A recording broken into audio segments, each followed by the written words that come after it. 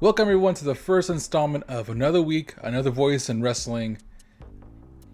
And what a way to start off this weekly series with John Cena's first promo as a heel, Jey Uso's squash of Austin Theory that the YouTube video ended up getting, at this point, 70,000 dislikes, and Jon Moxley's pretty crazy bump he took on Dynamite this week.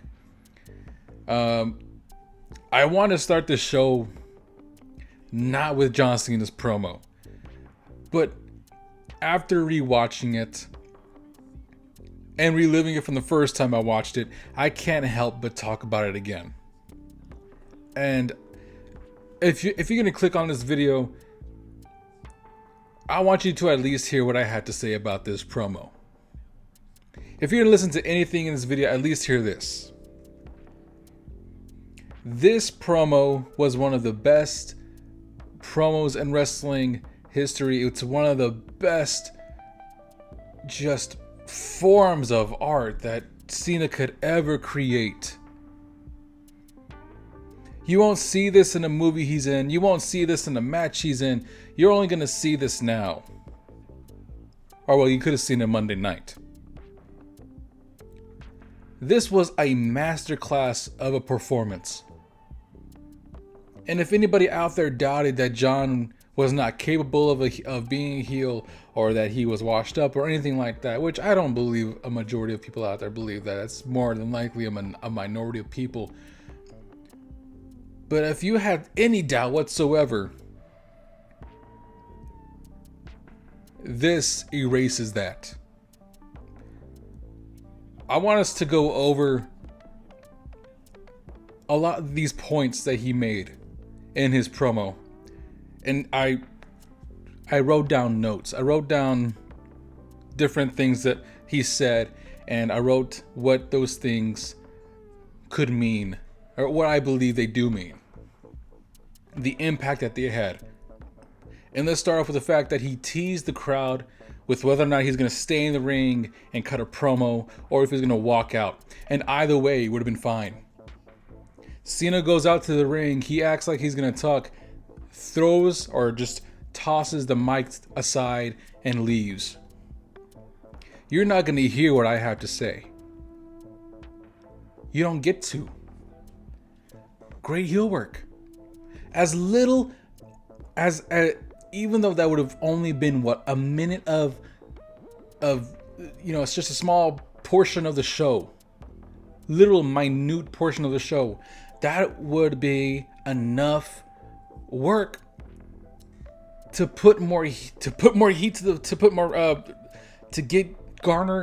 garner Cena more heat. But instead he stayed and he talked. And in that time, he displayed his ability to still control the crowd. And he cuts his promo with this quote: "When someone is properly grounded, they shouldn't have to look outside themselves for approval." And even though John is saying this, and as we go through this promo, his entire career has been looking for approval from the fans. The fans that loved him at the beginning, that slowly faded into hatred for him until just recently. John compares this relationship he has with the fans to an abusive relationship. That everything he gave wasn't enough. That we ruined everything. That all we ever did was take and only care about ourselves. And he talks to us not in a wrestling dimension, not in kayfabe, but in a reality. In reality, he says, "I'm not a babyface. I'm not a heel. I'm a human being." I mean, I don't remember the last time I've heard anybody say anything like that. And that personally cut me. Like, I was expecting something different. I was expecting almost like a Hulk Hogan type of heel promo. But that's not entirely what we got. And as Jon continued to describe this relationship with us and said that all we ever did was take and take and take and only care about ourselves, after all that he gave, we never asked him how he felt. We never asked him how he felt. Amazing. And so what do we get? After taking everything that we could from him, now we get nothing. We get what we earn. We don't get a new look. We don't get new music. Why? Because he didn't earn it. Why should I change my look? You dress like me already. Why should I get new music? That's my voice in the theme. It's no longer about you. It's about me. It's not about what the fans want. It's what Jon wants. You thought you were going to get this whole new heel persona from me, but no, you're going to get the same me, but just the real me. Amazing. Because what would he have, what's something that we wanted in a heel turn from John Cena? We wanted new music. We wanted new attire from him. We wanted a different gimmick. And I know that we've heard Jon talk about the time where he was very close to turning heel in the last decade when Vince was still around, and how he had a new music and new attire and things like that. And I think a lot of us thought that we were going to get that. But that's what we wanted. No. It's not about us anymore. Our time's over. His time is now. And none of us are safe. The ones who boo him, the ones who cheer for him, we're all awful in his eyes. We steal his time. We can only buy hustle, loyalty, and respect, but he's the one that lives it. And whether we like him or not, we're dumped. He doesn't need us anymore. He doesn't care about us anymore. We don't matter to him. And even with everything that he said, no matter how blunt, no matter how many times he insulted us, we know that he's right. And we know that we're wrong. And then cut to Cody coming out. And I found this to be very interesting. Up to that point that Cody was cutting that promo,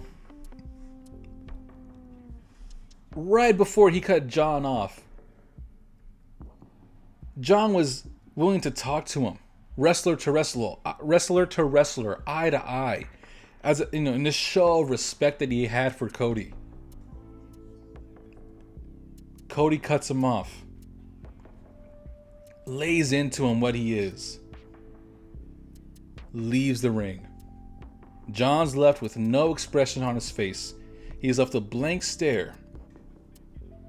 And Jon just stood there for a second, sitting with what Cody had told him. He drops the mic. It's the way that he tossed it and the way that he looked. It's like he expected Cody to understand him, that he was better than the fans. But that's not the case.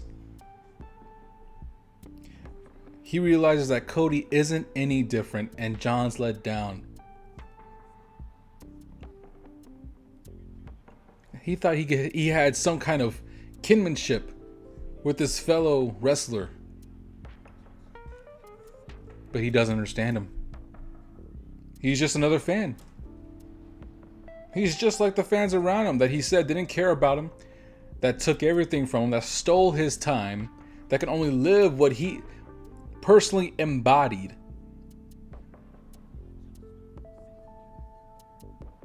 Jon leaves the ring, he looks back, and it's just almost just soaking in everything that happened and just reminding himself of why he said the things that he said as the crowd continued to chant, "You suck," and all these other chants that they could get up. Everything in this promo was just perfection.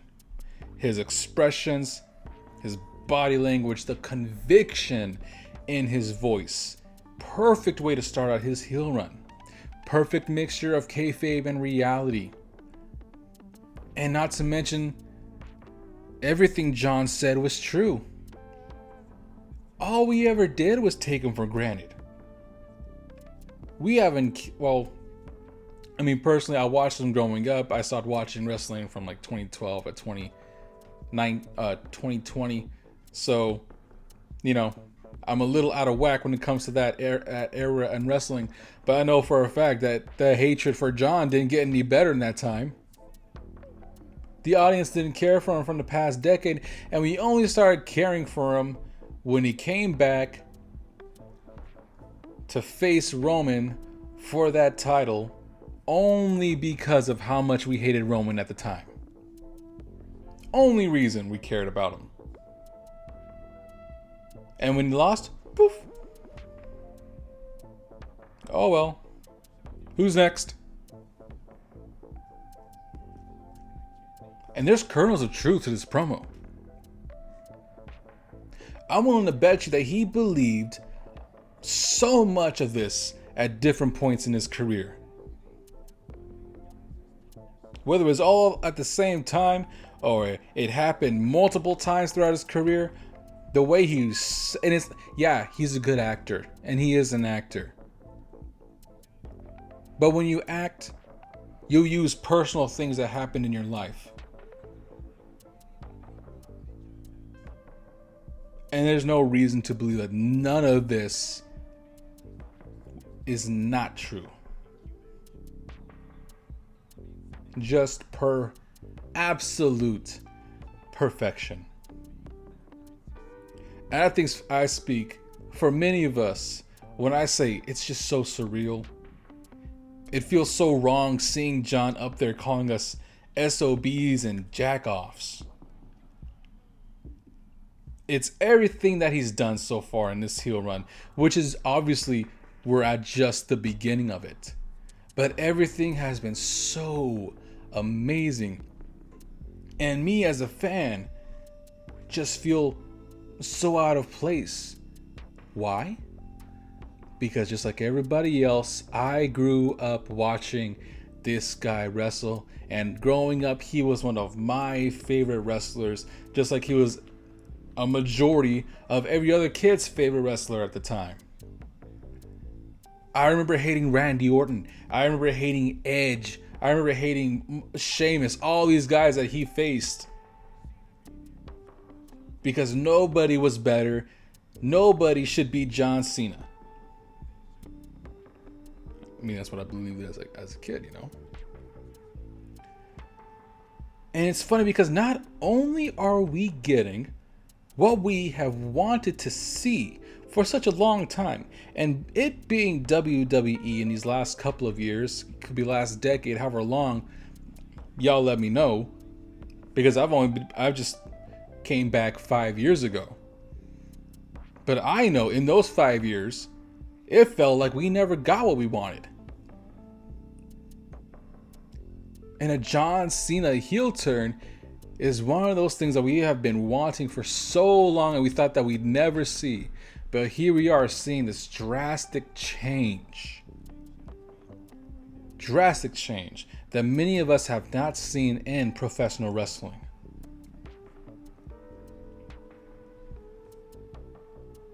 Seeing Roman turn heel was crazy. It was awesome. But you can't compare that to John Cena turning heel. You can't compare that to Hulk Hogan turning heel. You can't compare that to any just huge implosion that happened in a wrestling company. You just can't.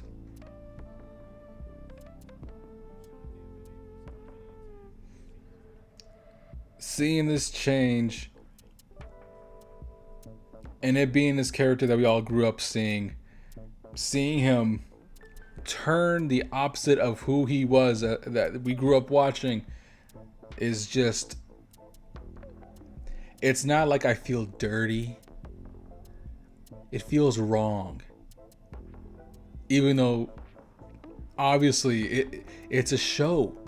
It's not real. At least I don't think it is. But because of said this 1,000 times already, because of what we witnessed from Jon in the past and the obviously relationship he's had with us as fans, to see him turn, and the fact that that's something that we have been wanting for so long and never really getting what we wanted as an audience, having those two things combined together is just a surreal and it's just insanely surreal feeling. Insane. And everything that he said, I felt every bit of what he said.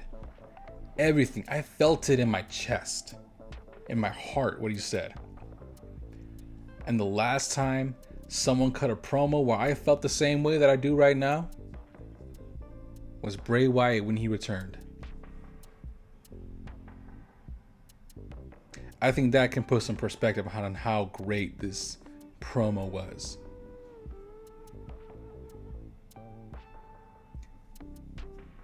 And I don't know what else to say after that. I mean, it was just amazing work. And the fact that we were at the beginning of this heel run really makes you think of what's in store, especially in the next month that we have until WrestleMania. And he's, obviously next couple weeks. And I'm not sure if he's going to show up on SmackDown or how many Raws or how many SmackDowns he's going to show up. But best believe there's going to be a good amount of story before, during that match, and after that match. And it's going to be very interesting to see. Very interesting to see. Now up next, sadly, if you made it this far, you may not like what I have to say these next two segments. First, we're going to be talking about Jey Uso, main event Jey Uso, his squash with Austin Theory in 30 seconds. I mean, the fact that you could put this in a short is crazy enough. WWE uploads the match to YouTube, the whole segment, and so far as of right now, like I said at the beginning of the show, it has gotten 70,000 dislikes so far. And I try to be as unbiased as possible. I try. And I think that I do a good job of it. But I would be a hypocrite if I did not call out the fact that Jey botched twice in this match, and the fact that he pulled a top dollar when he botched his suicide dive, and when he messed up his already, mediocre spear to the point where Michael Cole thought it was a cross body.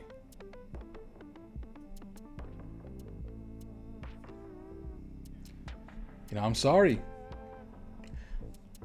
But if this isn't the perfect embodiment of Jey Uso right now,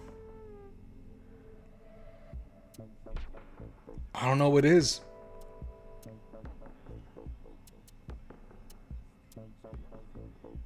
I've talked about it before, the pros and cons of Gunther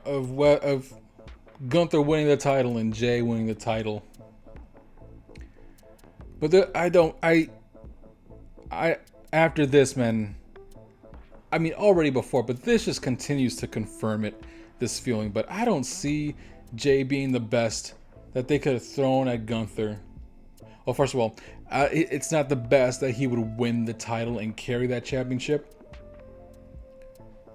And the only way that I could see him being the best they could give to Gunther is if they're feeding him to Gunther at WrestleMania. Obviously, Jey being one of the biggest baby faces in the company, and WWE framing this feud, this WrestleMania match, in a way where they're having us believe that Jey has a good chance, if not a predictable chance, that he's going to win at WrestleMania. And Gunther just beats the crap out of him. Will be great heat for Gunther. And a great swerve.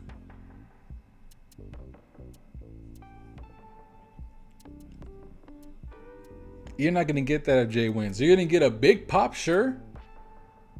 But then what? Jey has a great gimmick. But everything inside the ring, he comes up short. And promos, I've talked about his promos. He does too much yeet, yeet, yeet, because there's not always consistency with his promos. And when he attempts to get the crowd to jump in with the yeets, because either the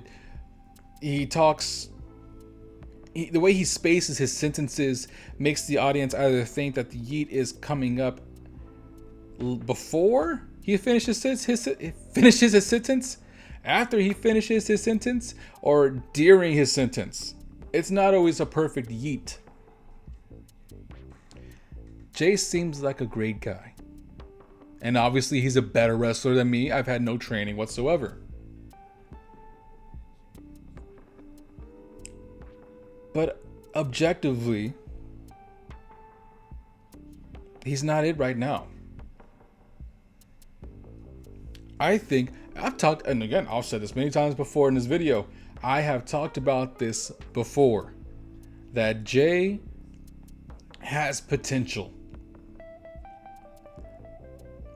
but he needs an overhaul of a moveset. He needs to get rid of the spear.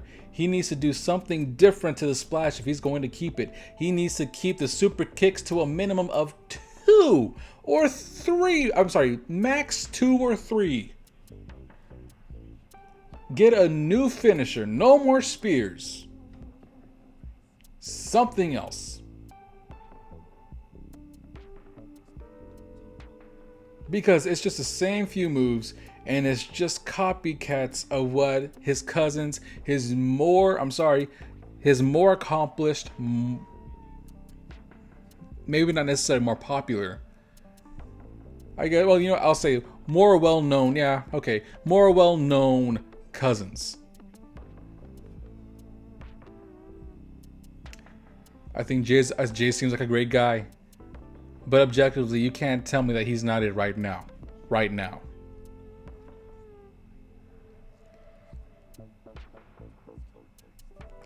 And lastly, with the last of things that people will probably not want to hear, we're going to be talking about the Jon Moxley versus Adam Copeland match they just had this past Dynamite. And let me start off by saying this. That professional wrestling is an art. And just like any form of art, it is subjective. But that's not to say that there's no wrong way to create these art forms.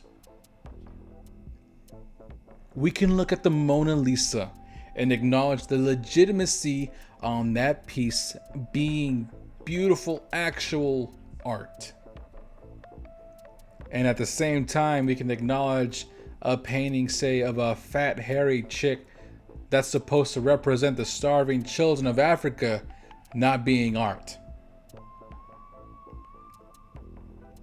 Movies and TV shows are the exact same way. It's subjective what we like, but there's an objective truth as to what makes a great movie and a great TV show. Now, with that being said, what Jon Moxley and Adam Copeland did this past Dynamite was not all too bad. It wasn't. Now look, I only watched the later half of the match because that's what AEW released on YouTube. I tried looking for it on Max. They didn't have it uploaded just yet.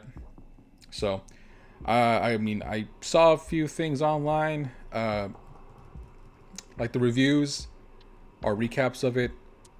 And, I mean, it didn't look too crazy. It's a street match, right? Right? Yeah, it was a street match. So it's not like you're not going to have guys fighting in the parking lot and putting each other through, I think, an announcement table and different things like that. That's to be expected. You know, my gripes are outside of the match. The fact that this didn't main event the show. They had Chris Statlander and Megan. I'm sorry, I forgot her name. Megan Rain.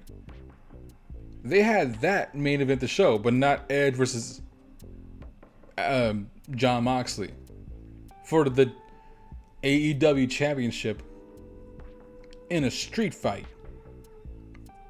And by the way, I'm pretty sure that match is what is the match that got the most views. Don't you want to end off on that being your match? Just a personal opinion.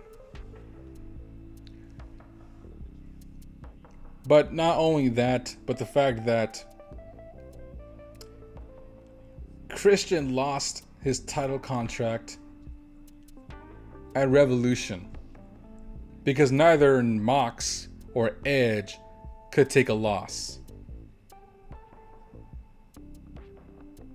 And a week and a half later, Edge gets put to sleep and loses the World Championship match. See, in a perfect world and good booking, they would have had Christian come in, cash his contract in on Moxley at the end, and win the match. In a perfect world, that's what would have happened. But that's not what happened. And of course, my last gripe will be the biggest thing to come out of this match. The suplex on the 2x4 full of nails that got stuck to Jon Moxley's back.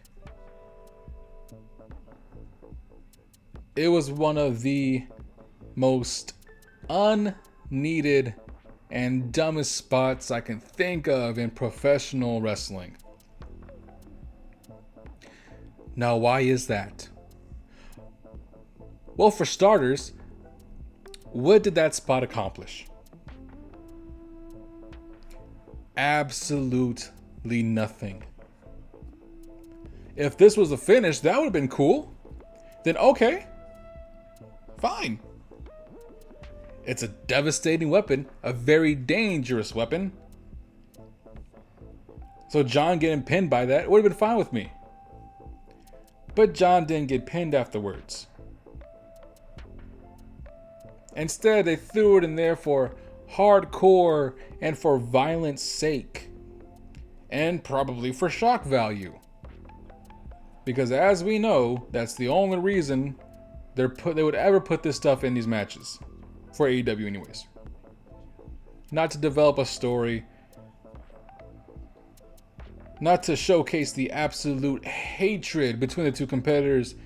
But just because the fans are into this stuff. And also Jon, for whatever reason, enjoys the pain and suffering of having different sharp objects placed into different parts of his body. You know, I see it in a lot of comments saying that Jon was the toughest guy in wrestling, and I'm paraphrasing for these, you know. But a lot of people are saying that, oh, Jon is one of the toughest guys in wrestling, and oh, Jon drove 11 hours to take that spot. What a champ.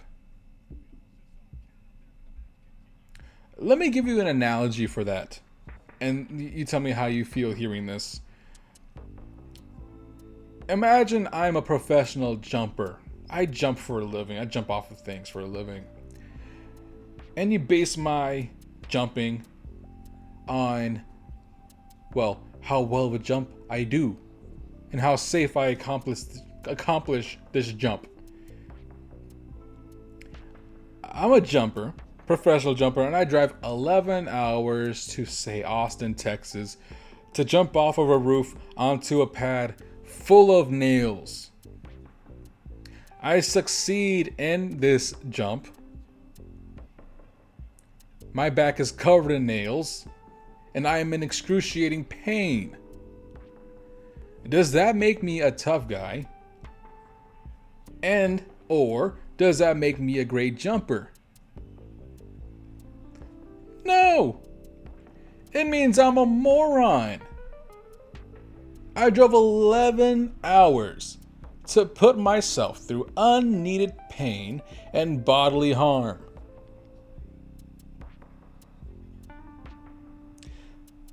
Now ask yourself, what did this spot accomplish that couldn't have been done with any other weapon or any other object, like say a table?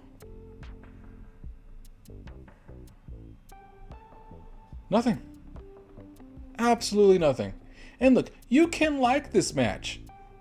I'm not saying hate this match. I said at the beginning of talking about this match that I thought it was decent besides those few things that I had gripes about. But you gotta be honest with me and tell me that objectively it was not a great match. And that objectively they didn't need that spot. And objectively that they couldn't accomplish that with any other weapon or table. And that Christian shouldn't have been involved at Revolution and should be champion right now. And look, that's coming from a guy who doesn't really watch AEW. But I pay attention to the news. I pay attention to what happens. And it seems to me like that was pretty dirty how they handled Christian. But that's just my thoughts.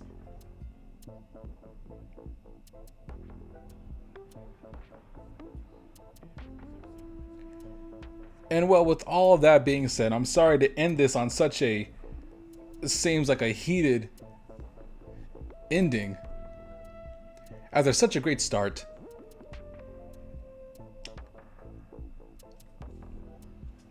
I don't know what else to say.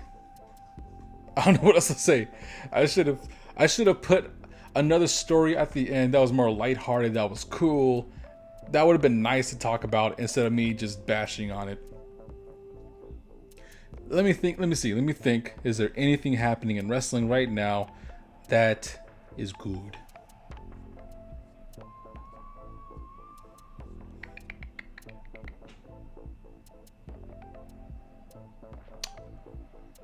Or lighthearted. Yeah, man, I can't think of anything really.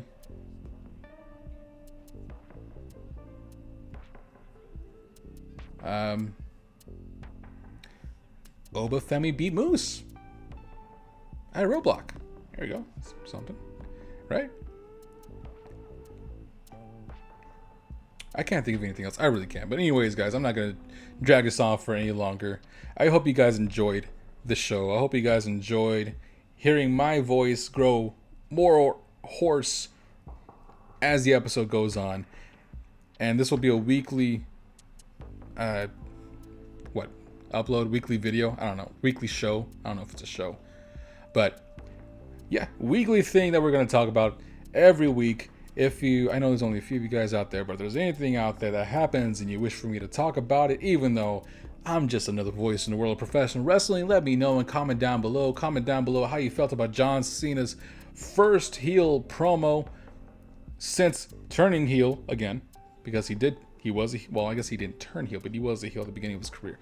Anyways, let me know how you feel about that. Let me know how you feel about Jey Uso's squash match against Austin Theory. And you know what? Side note, I didn't talk about this, but Theory, I'm not going to say Theory deserves better.